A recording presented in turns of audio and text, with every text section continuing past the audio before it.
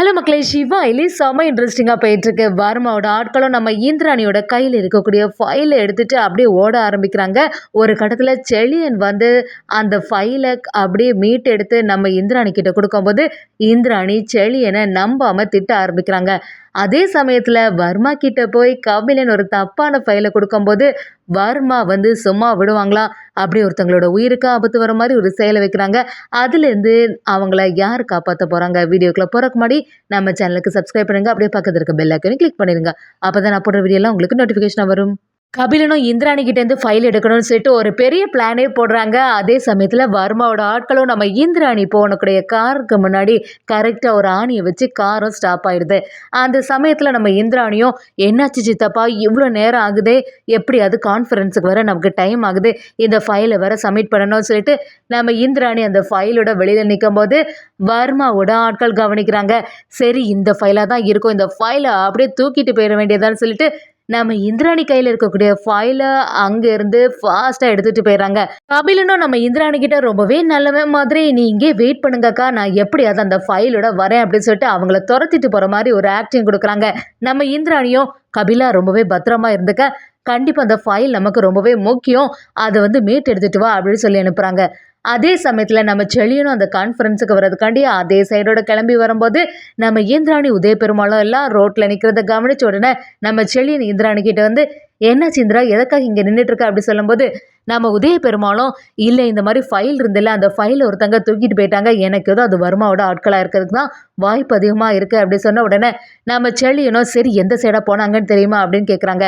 உதய பெருமாளும் கொஞ்சம் முன்னாடி தான் இந்த சைடா போனாங்க அப்படின்னு சொன்ன உடனே நம்ம செழியனும் ஃபாஸ்ட் அதை நோக்கி போக போறாங்க. அந்த சமயத்துல நம்ம இந்திராணியும் எதுக்கு சித்தப்பா இவங்க ஹெல்ப் எல்லாம் நமக்கு தேவை, இவங்க ஹெல்ப் பண்ணி தான் இப்படிலாம் நடக்கணும்னு தேவையே கிடையாது, அதான் கபிலனும் ஃபைலை பார்க்கறதுக்காண்டி போயிருக்கான்ல, அவன் எப்படியாவது மீட் எடுத்துட்டு வருவான்னு சொல்றாங்க. உதய பெருமாளும் எதுக்கும் கபிலனுக்கு உதவியா இருக்கான்லமா, அவங்களை அனுப்பலான்னு சொல்லும்போது நம்ம செழியனும் அந்த ஃபைலை மீட் எடுக்கிறதுக்காண்டி கிளம்பி போறாங்க. இன்னொரு சைடு பார்த்தீங்கன்னா நம்ம சிவா அயலிக்கும் வீட்டில் இருந்துட்டு பயங்கர டென்ஷனாக இருக்குது. அயலியும் சிவா கிட்ட என்னாச்சு சிவா, நம்ம டீம் எல்லாம் அந்த இடத்துக்கு கிளம்பி போயிருக்காங்களா அப்படி கேட்கும்போது ஆமாம் அங்கே தான் இருக்காங்க, என்னாச்சு என்ன நிலவரம்னு ஏதாவது புரிஞ்சுதா அப்படி கேட்குறாங்க. நம்ம சிவாவும் அவங்க டீமுக்கிட்ட கேட்கும்போது எல்லா விஷயத்தையும் சொல்ல ஆரம்பிக்கிறாங்க. கார் இந்த இடத்துல நிற்கிது, கண்டிப்பாக இந்த ஃபைலை யாரோ ஒருத்தங்க தூக்கிட்டு போயிருக்கணும், எப்படியாவது அந்த ஃபைலை நாங்கள் மீட் எடுத்துலாம், நீ எதுக்கும் கவலைப்படாதுன்னு சொல்லி வைக்கிறாங்க. நம்ம சிவாவோட பிளான் படியே இன்னொரு ஃபைலை கையில் வச்சுருக்காங்க. அந்த சமயத்தில் கபிலனோட எல்லா ஆட்களும் அந்த இடத்துல வரும்போது நம்ம செழியன் அவங்கள மடக்கி பிடிக்கிறாங்க. டே ஃபைலை தாங்கடா, நெல்லுங்கடா அப்படின்னு சொல்லிட்டு ஃபைலை எடுக்கிறதுக்காண்டி அவங்கள்ட்ட இருந்து ஃபைலை எடுக்கிறாங்க. அந்த சமயம் பார்த்து செழியன் தவறுதெல்லாம் கீழே விழுந்துறாங்க. ஆனால் ஃபைலை தூக்கிட்டு போயிட்டாங்களே சொல்லிட்டு ஒரு ஆவேசத்தில் செழியன் அவங்கள ஃபாலோ பண்ணும்போது கரெக்டாக நம்ம சிவாவோட ஆட்கள் எல்லாரும் வராங்க. அப்படி அந்த டீமும் நம்ம செழியன் கிட்ட வந்து சரி நீங்கள் எதுக்கும் கவலைப்படாதுங்க, அவங்க எடுத்துகிட்டு போனது தப்பான ஃபைலு, ஒரிஜினல் ஃபைலு எங்கள்கிட்ட தான் இருக்குது, அவங்கள அடித்து துவம்சம் பண்ணிவிட்டு அப்போவே நாங்கள் ஃபைலை மாற்றிட்டோம், அதனால நீங்கள் கவலைப்படாதுங்க, இந்தாங்க இதுதான் ஒரிஜினல் ஃபைலுன்னு சொல்கிறாங்க. நம்ம செழியன் அப்படியே குழம்பி போய் நிற்கிறாங்க. சரி எப்படியும் நமக்கு ஃபைல் கிடச்சிட்டு இதை உடனே இந்திராணிகிட்ட கொடுக்க வேண்டியதான், கான்ஃபரன்ஸுக்கு வர டைம் ஆகுது அப்படின்னு சொல்லிட்டு நம்ம செழியன் ரொம்பவே கஷ்டப்பட்டு அந்த ஃபைலை மீட் எடுத்துட்டு கொண்டு வந்துட்டு இருக்காங்க. அதே சமயத்துல இன்னொரு சைடு பாத்தீங்கன்னா நம்ம கபிலன் கையில இந்த ஃபைல் மாட்டுது. அந்த ஆட்கள்கிட்ட டே கரெக்டான வேலை செய்றீங்க, இப்ப மட்டும் இந்த ஃபைல் கையில கிடைக்கலன்னா இந்த வர்மா நம்மள உண்டு இல்லைன்னு பண்ணிருப்பான், எது எப்படியோ இந்த ஃபைலை உடனே வர்மா கிட்ட கொண்டு போய் சேர்த்துட வேண்டியதான்னு சொல்லிட்டு நம்ம கபிலன் ஒரு தப்பான ஃபைலை கொண்டு போறாங்க.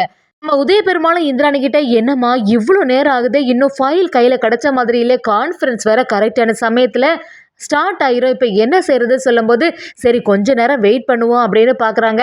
எவ்வளோ நேரம் ஆகியும் யாருமே காணலை, கபிலனும் வந்த மாதிரில செழியனும் வந்த மாதிரில ஃபைல் நம்ம கையை விட்டு போயிட்டு போல, சரி கான்ஃபரன்ஸில் போய் பேசுறதுக்காவது போகலாம் அப்படின்னு சொல்லி நம்ம உதய பெருமாள் இந்திராணி கிட்ட சொல்கிறாங்க. இந்திராணியும் சரி சித்தப்பா டைம் ஆகலைன்னு கிளம்புறதுக்கு ரெடி ஆகும்போது செழியன் கரெக்டாக அந்த இடத்துல இருந்து நிற்கிறாங்க. அப்படியே நம்ம இந்திராணி கிட்ட பார்த்து இந்திரா நீ கேட்ட ஃபைல் இந்த இருக்குது, இந்த ஃபைலுன்னு சொல்லிட்டு கொடுக்குறாங்க. உதய பெருமாள் கொஞ்சம் நிம்மதியாச்சுது. நம்ம இந்திராணி அந்த ஃபைலை வாங்கிட்டு செழியனை பார்க்குறாங்க. உடனே செழியனும் எதுக்கு டைமை வேஸ்ட் பண்ணிட்டு இருக்க, சீக்கிரமாக போ அப்படின்னு சொல்கிறாங்க. அதை கேட்ட உதய பெருமாளும் ஆமாம் இந்திரா என்ன யோசனை பண்ணிட்டு இருக்க, வா போகலாம் அப்படின்னு சொல்ல ஆரம்பிக்கிறாங்க. அதே சமயத்தில் நம்ம இந்திராணிக்கு ஒரு குழப்பம் வருது. நேத்தைக்கு நம்மளை கடத்தி எப்படியாவது ஒரு நல்ல பேர் வாங்கிடலான்னு சொல்லிட்டு யோசிச்சாங்க. இன்னைக்கு இவங்க ஆட்களை வச்சு இவங்களே இந்த ஃபைலை கடத்தியிருக்காங்க. எப்படியாவது இந்த ஃபைலை என்கிட்ட மீட்டு கொடுத்து ஒரு நல்ல பேர் வாங்குறதுக்காண்டி தான் இந்த செயலை செய்தாங்கன்னு நம்ம இந்திராணியோட மனசுல தோணுது. செழியனை பார்த்து, நீங்களாம் திருந்தவே மாட்டீங்களா? இதுக்காக தான் உங்கள்கிட்ட நான் கோபப்பட்டுட்டே இருக்கேன். நேற்றுக்கு நடந்த சம்பவத்தில் ஃபெயிலியர் ஆகிட்டுன்னு சொல்லிட்டு உங்கள் ஃப்ரெண்ட்ஸை வச்சு நீங்களே என்கிட்ட இருந்து ஃபைலை திருடிட்டு போயிட்டீங்கல்ல. இப்போ ஏதோ நல்லவ மாதிரி அதை காப்பாற்றி கொடுக்குற மாதிரி உங்கள் மேலே நல்ல பேர் வரணும்னு சொல்லிட்டு இந்த செயலை செய்திருக்கீங்களா அப்படின்னு சொல்லிட்டு நம்ம இந்திராணி செழியன் கிட்ட கேட்கும்போது செழியனால் பேசக்கூட முடியலை. அப்படியே தலை சுற்றுற மாதிரி இருக்கு. நம்ம இந்திராணி கிட்ட செழியனோ, இல்லை இந்திரா, என்னை இப்போவும் நீ தப்பாக தான் புரிஞ்சுக்கிட்ட, அப்படி நினைக்காத. ஒருபோதும் அந்த ஒரு செயலை நான் செய்யவே இல்லை. இது வர்மாவோட ஆட்கள் தான் இப்படி செய்யறதுக்கு வாய்ப்பு இருக்கு அப்படின்னு சொல்லும்போது நம்ம இந்திராணி அப்படியே பார்த்துட்டு இருக்காங்க.